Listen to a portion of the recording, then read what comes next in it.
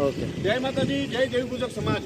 મિત્રો, આજ રોજ આપણે અમરેલી સિવિલ હોસ્પિટલને જ્યારે અહીંયા આવ્યા છીએ અને બરવાળાના આપણા દેવી પૂજક સમાજના નાના ભાઈના એક બેનને જે કોથળીનું ઓપરેશન કરવામાં આવ્યું હતું અને ડૉક્ટરોના ઓલાથી જે આજે એમની જે ડેથ થઈ ગઈ છે અને અત્યારે બોડીને પોસ્ટમોર્ટમ કરવા માટે ભાવનગર મોકલાવી છે.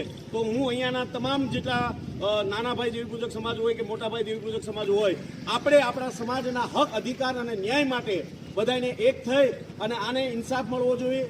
જે આ બેન છે એને ન્યાય મળવો જોઈએ. આપણે સરકાર આગળ એટલી જ પ્રાર્થના કરીએ છીએ કે આવું જે ઘટના બની એ બીજા સાથે ઘટના ન થાય, બરાબર. અને આપણે જે આ વસ્તુ એટલું કહેવા માંગુ છીએ કે લોકોને અમે વિશ્વાસ કરીને અહીંયા આવતા હોય છે. આપણું આ ગુજરાત સરકારની એક જાણ કરવામાં આવે છે કે અમે લોકો ગરીબ છીએ, લાચાર છીએ, અમને અધિકારની અમને વસ્તુની ખબર ન હોય તો અમને સાથ સહકાર આપવાના બદલે જે અમારી સાથે તમે જે ગેરવર્તન કરો છો અને આ વસ્તુ કરો છો તો આવું ન થવું જોઈએ. અને સરકાર આગળ આપણે એટલી જ પ્રાર્થના કરીએ છીએ કે અમને ઇન્સાફ અને ન્યાય મળવો જોઈએ.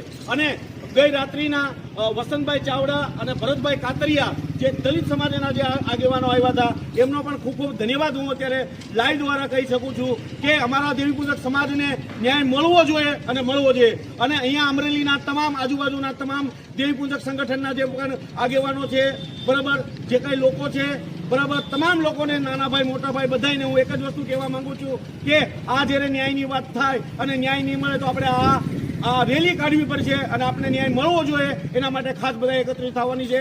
હવે તારીખમાં વિડીયોમાં તારીખ આપવામાં આવશે.